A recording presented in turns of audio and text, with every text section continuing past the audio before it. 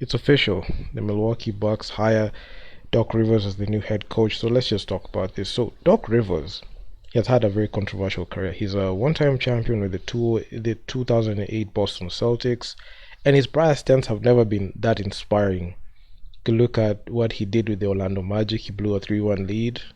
You can see what he did with the Lob City Clippers. He blew a 3-1 lead to the Houston Rockets in the 2015 postseason, where I saw the Houston Rockets make it to the conference finals, and it was actually quite insane that this guy got this job. And even if you look at even his second stand with the Clippers when he was leading Kawhi Leonard and Paul George, he blew a 3-1 lead to the Denver Nuggets in the bubble run in the 2020 postseason.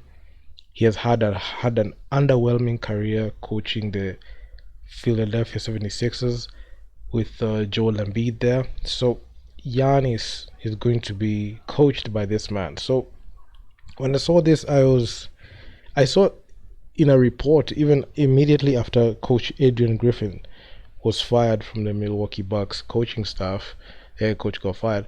When I saw that Doc Rivers was as the front runner, it didn't even take long. It took like a few hours, like about 10 hours. Then a report just came out, breaking news: the Milwaukee Bucks have officially hired Doc Rivers as the head coach. Something that I didn't even expect. Okay, he was like the number one guy. There were not many candidates that I saw like coming out, but he was like the front runner, and reports suggested that. So the Milwaukee Bucks make this move, and they said that this move had been in the works for for some time. And looking at Adrian Griffin, this was his first stint after Mike Budenholzer left the squad in the offseason as the head coach, and he stepped down. Adrian Griffin Jr. took over. It's been 6 months since this guy coached, and you could see there was so much pressure that was put on him. So reports indicated that Rivers, a former NBA champion head coach, had been serving as an informal consultant to Adrian Griffin, the recently fired Bucks head coach, for the past month. So you could see Adrian Griffin and Doc Rivers were exchanging notes, and I feel like there was a conflict there because when this coach has his own philosophy and this other coach has their own philosophy, so it was actually quite difficult to like pair them both, and that's actually the reason as to why Adrian Griffin lost his job. And as much as he was consulting, he was not able to like adjust and make the intelligent adjustments for the squad. So the Bucks front office had apparently reached out to Doc Rivers to provide guidance and advice to Adrian Griffin as he navigated his first NBA season with high expectations and a championship caliber team. So Rivers, a 24-year NBA head coach with a championship ring and his tenure for the Boston Celtics, he has built a lot of experience despite not reaching the conference finals in over a decade. I mean, Doc Rivers is known for coaching, steadiness, and a track record of 50 plus wins, but his postseason wins are the ones that really come and bite him in the back. I remember there was a video that surfaced when Doc Rivers, when he was coaching the Boston Celtics in the finals. You could see Coach Phil Jackson. He said, this team knows how to lose in the fourth quarter. They know how to lose. And it's actually true, because given like the 3-1 leads blown, this coach has the most L's. And you're bringing him to a franchise and you're putting him in so much pressure. I don't think that this guy can be able to last that long, because the decision to hire Doc Rivers with the Bucks, it was the Bucks like goal to be able to like get like a coach, a veteran coach in there. I don't know why they were bringing in a rookie coach, because if they knew that this coach was going to be put under that pressure, they wouldn't have soured that tenure for Adrian Griffin, because this guy's legacy will just be forgotten like that. I don't know if 30 wins count adds on to a legacy, but all I'm just saying is Doc Rivers I don't think he was the right man for this job, because his offense is not the greatest. He has not been able to, in recent times, this is a coach that has been fired because he has not been able to deliver anything. So the transition from Adrian Griffin to Rivers has been smooth, considering Rivers' prior involvement with the team. So it was unofficial that he was right there, and these reports just coming out now are actually it's actually quite interesting.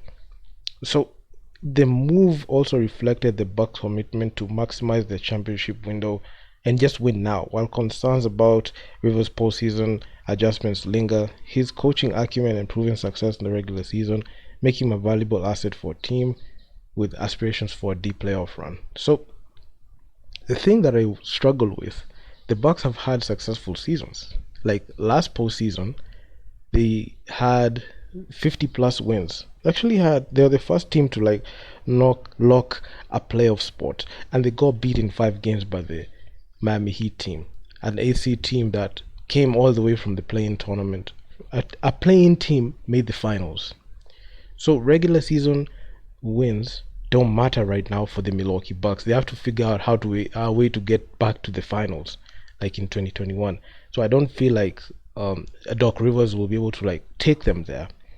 So Doc Rivers would face the most pressure than ever in his NBA career, because if you look at even his career all through, the only year that he had success in the postseason was when he was coaching the Boston Celtics about a decade ago.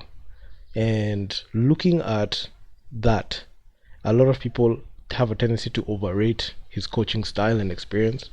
I feel like in the regular season, he can get you wins, but in the postseason, when it matters, he doesn't have the ability to get the job done. So I'm not sure what the Bucks are going to get from this whole situation. And honestly, if you ask me, the Bucks are just setting themselves up for failure, and I don't think that they're going to be able to utilize Damian Lillard the way he needs to be utilized. I don't think Giannis will be pleased with this decision, and if it doesn't pan out with immediate success, especially in the postseason, I believe Doc Rivers is just going to be fired, and he's just going to be back to square one. So this is going to be like a half-year stint for him. So I am not that optimistic with this signing. I don't want to say that I want the Bucks to fail, but I feel like this decision is a bit rushed. It's a rushed decision. There's a reason as to why this guy has not been able to get a contract with any NBA team as a head coach. And looking at even his tenure with the Philadelphia 76ers and the way he mismanaged the whole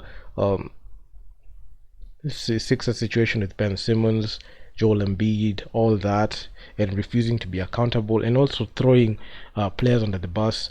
This is what has led to teams not taking a chance on this guy. So honestly, I don't like this signing at all. I'm not gonna pretend that I like it, but honestly, I feel like the Bucks are just setting themselves up for failure. They should have just at least, even if they're going to fire Adrian Griffin, they should have gotten another coach for this, because I don't think like the Bucks are a good fit for Doc Rivers. Because Doc Rivers, the way I've seen it, he's a coach that requires specific players to be able to get him the wins that he needs, and also veteran players. There are not too many veteran players on the Bucks. If you look at Giannis, outside Giannis and Dame, you can't find a lot of people like that, because the reason as to why the '08 Celtics was successful is because every player had their roles, and Doc Rivers, he was helped by coach Tom Thibodeau. And looking at even that squad, it had KG, Paul Pierce, Rajon Rondo, Kendrick Perkins, hard-nosed veterans in there, and also Ray Allen. So you're seeing a roster that people knew their roles, and the system was clearly defined: who was supposed to score, who was supposed to do this. A lot of good off-ball players. But right now you're seeing a situation where you have a ball-dominant point guard in Damian Lillard and Giannis, who needs the ball to be effective, especially when it comes to transition points, and you have to be able to cover up on defense for Damian Lillard, so that Damian Lillard can be able to operate on offense. So the big problem, it will be how to be able to have these two players play their best games, Dame and Giannis. How to maximize them to their full potential. I don't think, and I'm pretty sure, I'm pretty sure this man right here won't be able to like get the job done. So that's just my opinion. So you drop me your comments in the comment section what you think about this whole situation, I know I've just gone on a bit of a slight, just backstory like that, but it is what it is. So if you guys like the video, make sure to leave your feedback down in the comments on what you think about this whole situation. And I'm out. Peace.